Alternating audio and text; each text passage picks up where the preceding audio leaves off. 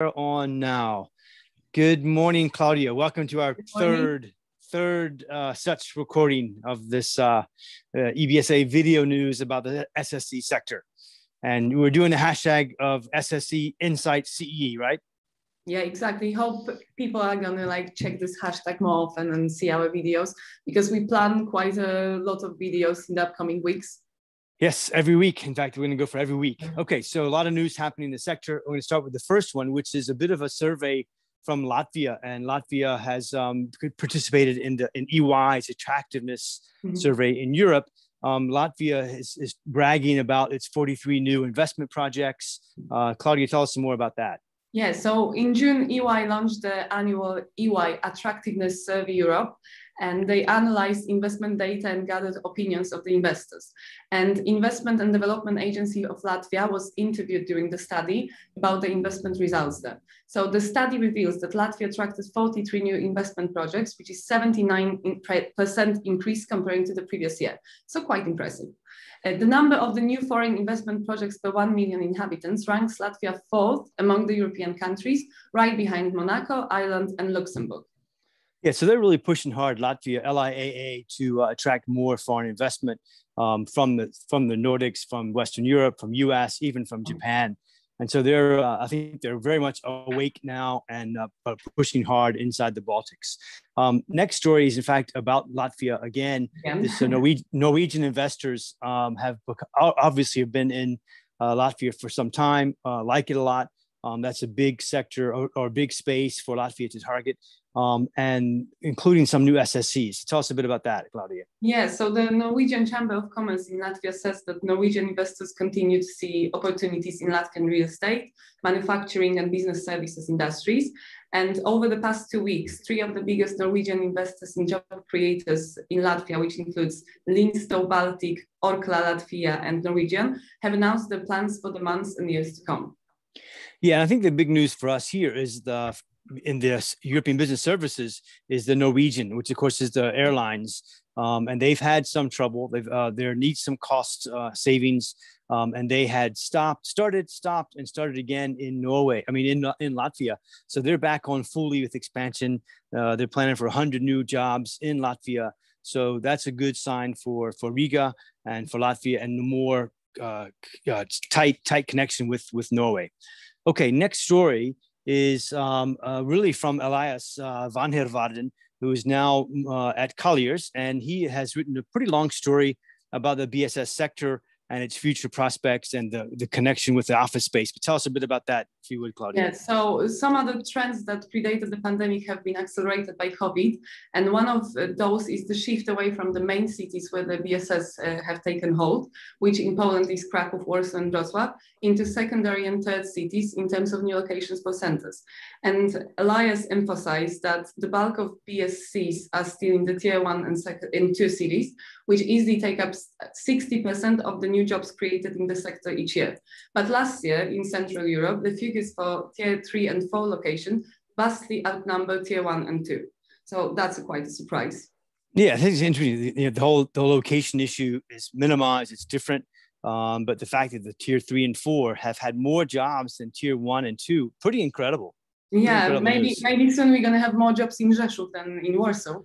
Well, look, Rzeszów and Bydgoszcz and Lublin and Opola, they're pleased to hear this kind of news, as well as places like Debrecen and, Iași in Romania. So it's good news. I think it's good news for the region. Okay, so next story is another one from the Baltics. We got Lithuanian NFQ, essentially an IT consultancy moving into Krakow with 100 new hires in the IT space, Java programmers, PHP programmers, etc. In the space, hotspot everywhere on the IT side. But tell us a bit more about that, if you would. So NFQ Technologies currently has offices in Lithuania, Germany, Vietnam, and Singapore. And starting this July, they will found a new company in Poland, and they plan to open a new office in Kraków. And they plan at first to grow its team by 20 new colleagues from Poland. And then they plan to expand its Polish operation to 100 specialists across a number of fields over the next 3 years. Yeah, that's a good thing. That's a big move for them out of the Baltics. And I must say, I've had another inquiry even 5 days ago of another company in Lithuania who is looking to expand into Poland because they can't get enough IT tech team in the Baltics. So Poland, with its scale, is winning some of these deals at this stage. Okay, next story is Black Peak Capital, which is a Bulgarian-based investment fund. We're covering this because they've just done their first closing of a 68 million euro fund, and in that are some business services focuses. But tell us a bit more about that, Klaudia.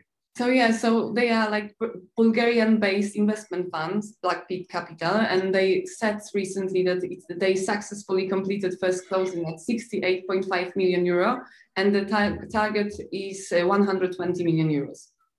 Yeah, it's a big deal, pretty big fund, and they of course are targeting things like IT software, niche manufacturing, healthcare, but the business services space is one of their categories that they're focusing on. So for those of you who are listening who have new ideas on business services, whether it's BPO or ITO or SSCs, they are interested to talk to you and hear from you. Okay, next story is Accenture. The big gorilla Accenture has moved into Romania with another acquisition of IT services provider Trivadis. Tell us a bit more about that, if you would, Klaudia.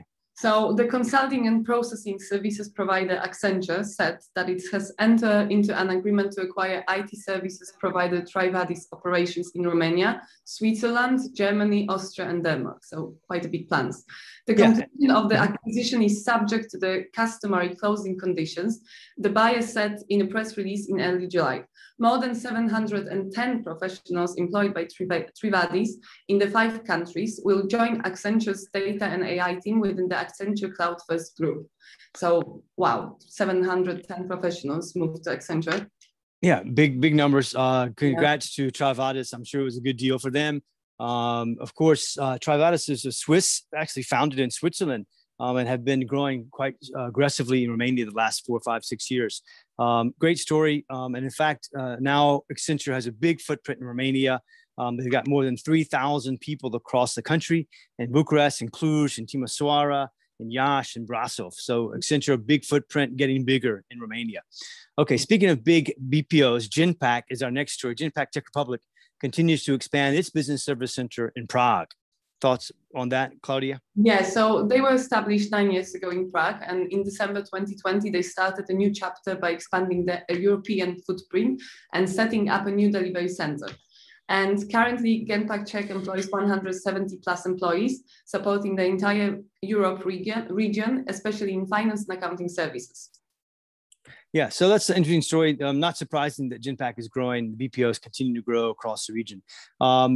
We're staying with Prague in our next story, which is Envista, which is a medical services for dentists and orthodontists. They are expanding with their new center of excellence also in Prague.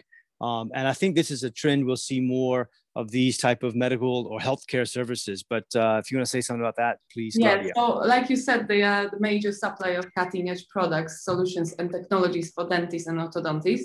And they selected Prague for its center of excellence because they said that the location is very good. They like the thriving metropolis city life and cross-cultural inclusive nature of it. So.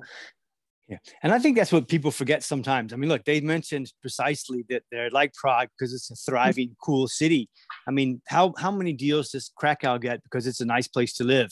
Yeah, and so I won't mention other city name, but that's also people are fighting with, hey, is it a great city or not? You talk about it's low cost, enough employees, and access for airports. Hey, how about it's a nice place to live? That's a big decision in a lot of these guys. Exactly, yeah.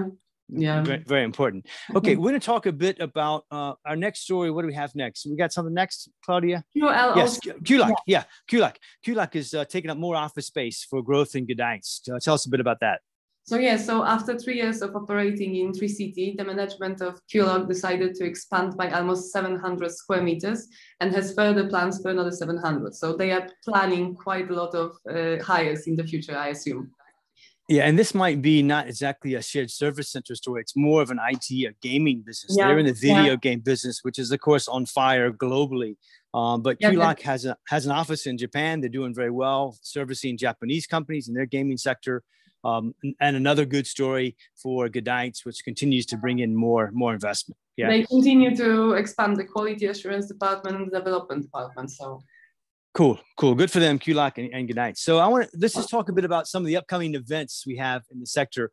I know it's middle of summer, not much happening right now, but things are starting to happen. And let's go through some highlights of some big events in the coming weeks and months. I'll start off with Hungary. So the HOA, which is the Hungarian Outsourcing Association, has what they call their Summer Cheer-Up Party. Great name. Everyone needs some cheering up after this big COVID crisis. That's 22 July in Budapest. I hope I'm going to be there. It's going to be on a boat on the Danube. We'll be attracting all of the SSCs from Hungary. So if you're focusing on SSCs in the Hungarian market, that'll be a place to be. 22 July in Hungary. Okay. And Klaudia, next one. If someone doesn't want to leave Poland, and I know that you're planning the SSC Directors VIP WineTasting in Warsaw, Gdansk, Krakow and Wroclaw. Tell us more about that. Yeah, that's our what's become now an annual event. SSC Directors only, invitation only for SSC Directors, and we'll be in 4 cities: Warsaw, Krakow, Gdansk, and Wrocław. And that is about 15 to 20 SSC Directors per city only. Really nice. We'll be tasting some very fine wines from Luxembourg and from Switzerland. And that ties into the next event, which I'll just tell you about, and I'll have you do the next, which is the day after is our annual charity beach volleyball tournaments. So these are also in Warsaw, in Gdansk, in Krakow, and in Wrocław. That's mid to late August. That's a great event. We'll probably have close to 400 people attending as the employees of SSCs. So the night before wine tasting for the directors, the daytime is for let's say the employees and the senior management inside the SSCs. Should be great. We want to have some good weather, but if you're an SSC director, join us at the wine tasting. And if you're interested to build your teams and rapport and have some of your team members meet each other, because they've been on the screen talking via this, for the last 18 months. So if you want to actually meet human beings, come join our volleyball tournaments.